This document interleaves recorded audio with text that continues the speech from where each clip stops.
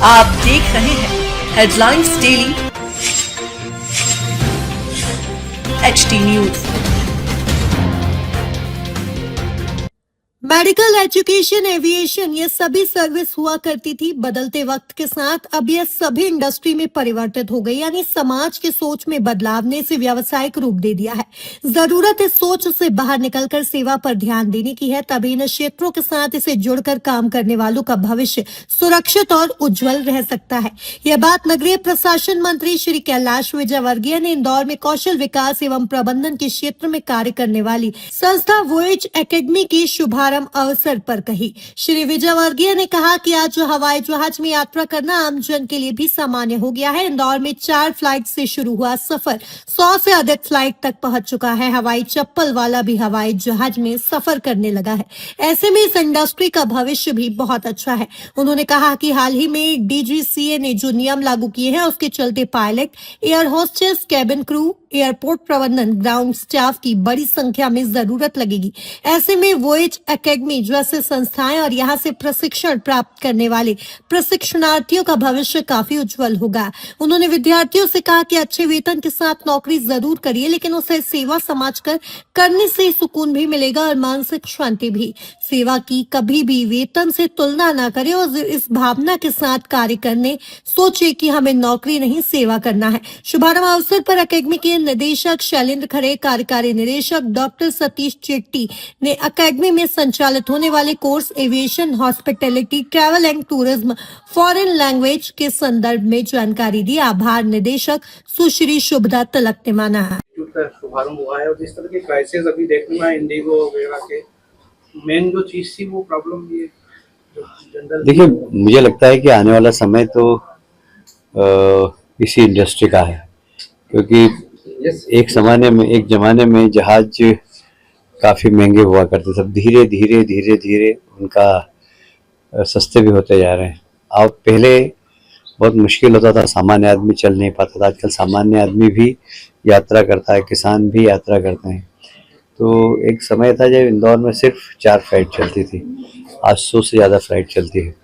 और मैं देखता हूँ कि जब फ्लाइट में बैठता हूँ तो जान पहचान के लोग 50-60 ही मिलते हैं, बाकी सब अनजान लोग मिलते थे। इस ज़माने में फ्लाइट में घुसते ही आपको पूरा जहाज नमस्ते करता था, क्योंकि इंदौर के सिलेक्टेड लोग ही यात्रा करते थे। अब तो आम जन की यात्रा हो गई है और इसलिए इस इंडस्ट्री का भविष्य बहुत अच्छा है।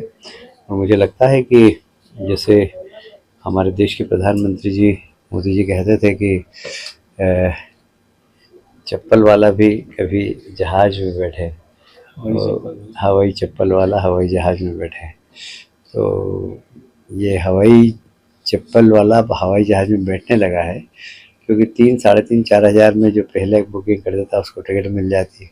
बड़ा आसान होता है, लोग 3-3 महीने पहले बुक कर लेते हैं और घूमते हैं उसमें। तो एक अच्छी शुरुआत है।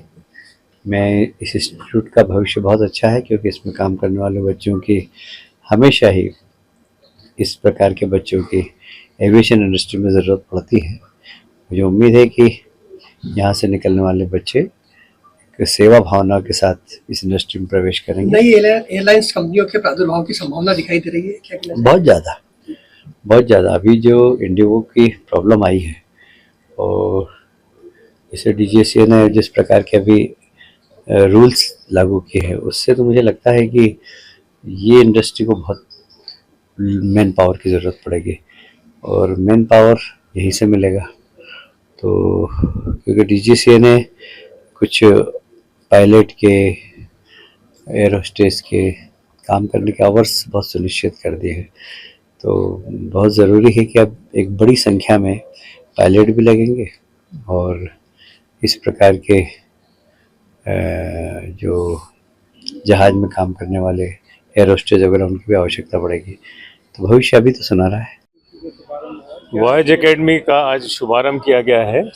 ये aviation, travel and tourism, hospitality और फॉरेन लैंग्वेजेस कोर्सेज के लिए एक छत के नीचे विभिन्न कोर्सेज हमने शुरू किए हैं, जो 12वीं के बाद के छात्र छात्राओं के लिए हैं, जिनकी उम्र कम से कम 17 साल हो और अधिक से अधिक उम्र उनकी 25 वर्ष हो।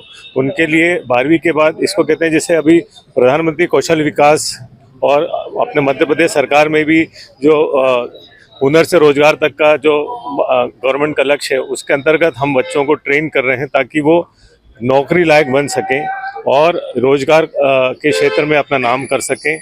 अभी आपने देखा ही है रिसेंटली इंडिया में जो समस्या आई है एविएशन सेक्टर में, बहुत सारे स्किल्ड एम्प्लॉयज़ की ज़रूरत है और उसकी कमी को देखते हुए ऐसे कोर्सेज अगर आज के छात्र छात्राएं इस पे आगे बढ़ेंगे तो उनको भविष्य में इसका फ़ायदा मिलेगा और हमारी इंडस्ट्री को भी मैन पावर की जो शॉर्टेज चल रही है, जो स्किल्ड मैन पावर नहीं मिल पा रहा है, उस मैन पावर की आवश्यकता को हम, उस जो गैप एक क्रिएट हो गया, उस गैप को हम भरने का पूर्ण प्रयास कर रहे हैं।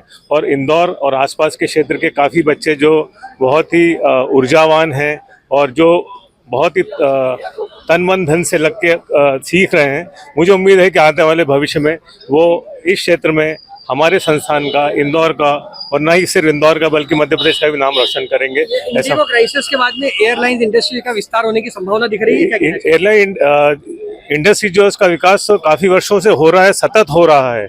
अभी तो ये जो है उसको उन्होंने इवैल्यूएट किया है कि भाई इतनी सारी जो लोड आ रहा है फ्लाइट्स का, तो थोड़ा सा लोगों को लोड कम करें, उनको थोड़ा आराम मिल सके, पायलट हो या एयर होस्टेस हो या ग्राउंड स्टाफ हो, ताकि हम अपनी सेवाएं सुचारू रूप से और बिना किसी खतरे के दे पाएँ, ताकि ऊर्जावान व्यक्ति अच्छी तरह से लोगों का मतलब सर्विसेज में अपना ध्यान भी देगा, अपना समय अच्छा दे पाएगा और उनके जितने भी प्रयास हैं एयरलाइंस के, उनको। वॉयज एकेडमी कहाँ पर स्थित है और किस तरह से एडमिशन छात्रों को मिलेगा यहाँ? कोई भी 12वीं पास छात्र हो वो वॉयज एकेडमी गीता भवन में अलंकार पॉइंट के नेक्स्ट जो बिल्डिंग है बालाजी हाइट्स, वहाँ पे स्थित है, 4थी मंजिल पे, जहाँ पे हम लोग लैंग्वेजेस के अलावा एयर होस्टेस और फ्लाइंग सर्विसेज, एयरपोर्ट सर्विसेज के अलावा जितनी भी ट्रैवल टूरिज्म और हॉस्पिटैलिटी से रिलेटेड एक्टिविटीज उसका संचालन करते हैं। और ये सब पूर्व के एयरलाइंस के कर्मचारी, हम लोग जो पहले से ही इंडस्ट्री में है एकेडमिक में, वो लोग मिलके कर रहे हैं और भविष्य उज्जवल होगा बच्चों का, ये इस बात की हम आपको गारंटी देते हैं। आपका परिचय दीजिए। मैं डॉक्टर सतीश शेट्टी, मैं देवी विश्वविद्यालय में करीब 17 साल तक काम किया है मैंने। उसके पश्चात मैं बेंगलोर विश्वविद्यालय, मैसूर विश्वविद्यालय के अलावा मैं चाइना में भी अपनी सेवाएं दे चुका हूं लगभग 3 वर्ष के लिए। धन्यवाद। माननीय कैबिनेट मंत्री कैलाश जी भी आए थे, क्या कहना चाहेंगे?